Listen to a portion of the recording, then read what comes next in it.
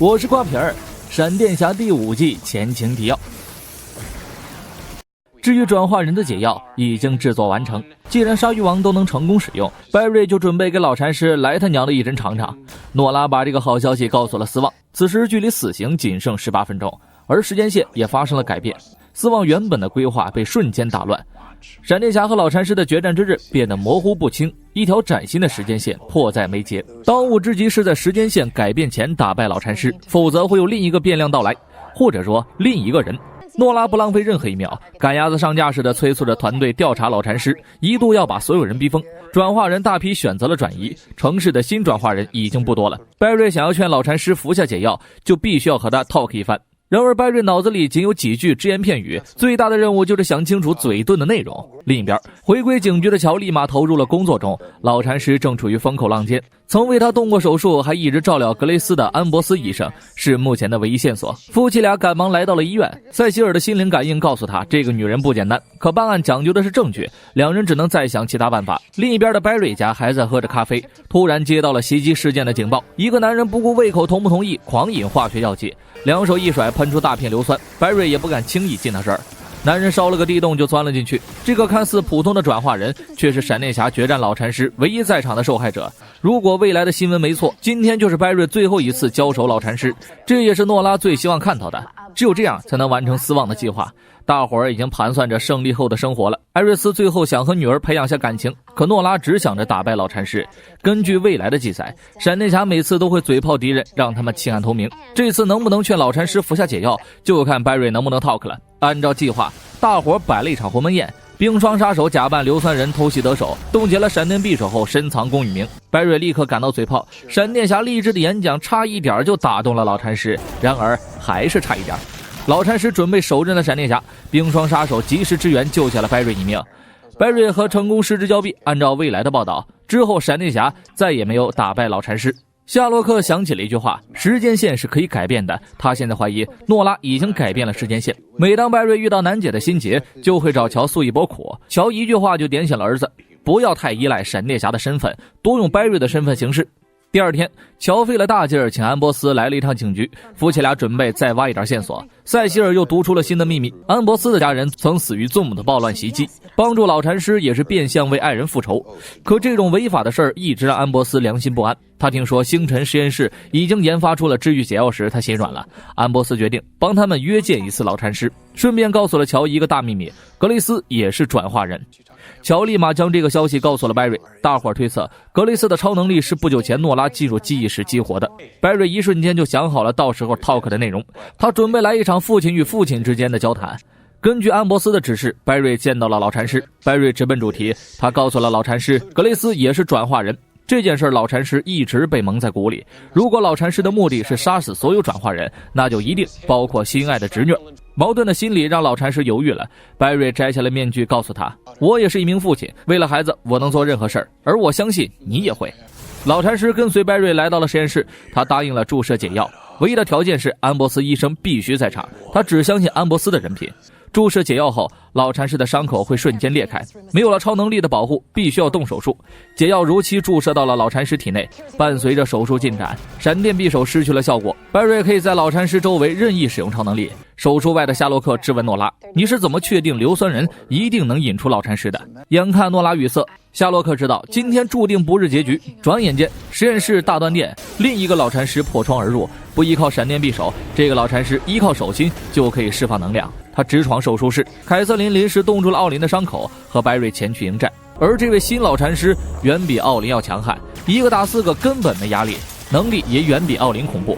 解决完闪电侠一行人，老禅师来到了手术室里，第一件事就是杀死了安博斯，随即把昏迷的奥林带了出去。这一晚实验室损失惨重，没有人知道来者是谁。另一边，救走老禅师的不是别人，正是格雷斯意识中的女版老禅师，或者说是未来的格雷斯。诺拉很快找到了斯旺，把所有事儿告诉了他。现在计划被彻底打乱，即使是斯旺也无能为力，因为时间线已经被改变。从现在起，未来的事儿斯旺也不敢预测，而他也只剩11分钟。斯旺告诉诺拉，唯一的解决办法就是告诉你爸所有事儿。诺拉当然不敢说呀，这一说怕是要断绝父女关系。此时夏洛克快马加鞭重新分析了一次诺拉的笔记，而2个老禅师彻底消失了。卫星显示实验室的仓库遭到了盗窃，所有人传送到了远在森林的仓库。夏洛克和希斯科一眼发现了不远处的时空球，这是他们当年帮助斯旺回家的东西。更巧的是，拉尔夫和艾瑞斯也发现了一模一样的东西，2个完全一样的时空球出现在了不同的地方。另一边，艾瑞斯的刻痕直接同步到了希斯科这里，这压根儿不是2个球，而是不同时间线的同一个。白瑞意识到新老禅师是来自未来，和他们一样懵逼的还有奥林。刚刚苏醒的奥林看着眼前这个最熟悉的陌生人，整个人都蒙圈了。格雷斯回来的目的就是和舅舅组队，2个老禅师一起剿灭所有转化人。晚上，格雷斯袭击了警局档案室，带走了一份重要文件。夏洛克这边开始调查斯旺的时空球，他翻阅出了斯旺以前遗留在实验室的资料，纸上赫然写着几个大字：时间线是可以改变的。同一时间，白瑞查出了丢失的档案，关于一起意外的爆炸事件。希斯科震波到了提款机，发现一名女子匆忙提款，几分钟后提款机瞬间爆炸，受害者正是格雷斯的父母。恰好新的老禅师在追踪这件事儿，白瑞瞬间就理通了思绪，新老禅师就是未来的格雷斯。格雷斯拿着档案给奥林看，怒斥着警局和闪电侠坐视不管，一直没有抓到幕后黑手。格雷斯使用未来科技分析了档案中的残渣，一下就找到了杀人凶手的位置。当然，白瑞这边通过希斯科的震波找到了凶手，女人早已成家。他表示当年自己只想去提款，可他刚碰到提款机就看到了火花，吓得他转头就跑，全然不知自己害死了2个人。白瑞告诉他有人在追杀你，可女人不想把事闹大，她拥有超能力这件事儿连丈夫孩子都不知道，隐姓埋名多年就是为了平淡的生活。白瑞和乔商量着怎么保护他们，突然诺拉连接格雷斯的大脑，他看到了格雷斯已经杀来了。白瑞立马换装闪电侠，以闪电侠的身份带走了所有百姓。转眼格雷斯杀到，隐瞒多年的女人为了保护家人使用了超能力，爆炸瞬间击退了格雷斯。白瑞带着他们立刻逃离了现场，看着病床上昏迷不醒的小格雷斯，白瑞很难想象这个孩子未来变成了杀手。更麻烦的是隔壁病房，女人多年来再次使用了超能力，失手伤害到了女儿，现在丈夫和孩子都开始畏惧她。格雷斯这边因为失利，心中怒火中烧。改邪归正的奥林劝说自己的侄女说：“你父母的事儿只是一场意外，当时根本没人搞袭击。”奥林希望让格雷斯接受安博斯医生的治疗。当他听说侄女杀死了他们的救命恩人后，奥林也意识到眼前的孩子已经不是自己的格雷斯了。一夜过后，女人和孩子和好如初，一家人最重要的是坦诚相待。诺拉看着眼前这一幕，刚想开口告诉白瑞实情，格雷斯突然杀到，在超能力被抑制之前，白瑞救下了女人。你下来跟你丈夫以命换命，一把匕首直接冲向了女人。诺拉带着她全程奔跑躲避攻击，白瑞则去嘴遁格雷斯，格雷斯一抬手就掐住了白瑞。另一边，诺拉在希斯科的帮助下躲过了攻击，刚想过去帮白瑞，就被格雷斯堵在了传送门外。白瑞现在就是一头待宰的羔羊，分分钟就要被斩首。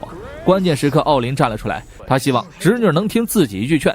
暗物质给他们带来了超能力，也带来了无尽的愤怒，这会影响他们做出正确的决定。看着舅舅执迷不悟，格雷斯一刀捅死了他，一刀捅死了养育自己的舅舅。完事后头也不回地离开了现场。奥林用最后一口气恳求白瑞救救我的侄女。突如其来的变故惊呆了所有人。凯瑟琳分析了格雷斯的超能力，由于脑部受到了暗物质的重创，以至于格雷斯可以在一定范围内操控暗物质，他远比奥林要强大，连奥林都打不过的闪电侠小队和格雷斯硬拼，只有一个死。而诺拉因为之前使用了记忆机器，现在他和格雷斯的大脑有着某种密切的联系。在此之前，夏洛克根据斯旺资料上的字儿想通了一切，他来到了仓库，找到了斯旺的轮椅，换位思考了一下，如果自己是斯旺的话会怎么做。侦探的直觉让他发现了轮椅的端倪，一个斯旺随身携带的 U 盘。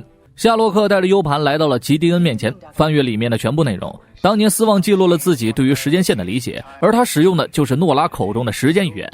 斯旺最终得的结论就是时间线是可以改变的。夏洛克对比了斯旺的笔记，发现和诺拉笔记一模一样。最终夏洛克揪出了幕后黑手。再回到现在，诺拉一直因为谎言良心不安，众人转身准备离开，突然塞西尔读出了诺拉的纠结，而夏洛克顺理成章地说出了自己的推理。从一开始，诺拉一拳改变了卫星碎片的坠落轨迹，夏洛克就察觉这不是一个孩子能想出来的计划，这个计划之周密到瞒天过海啊！直到今天，夏洛克才理清了一切，是斯旺暗中操控。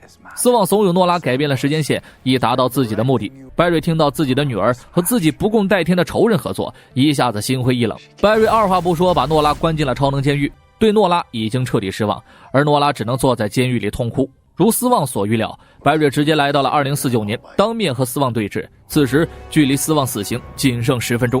我是瓜皮儿，我们下期见。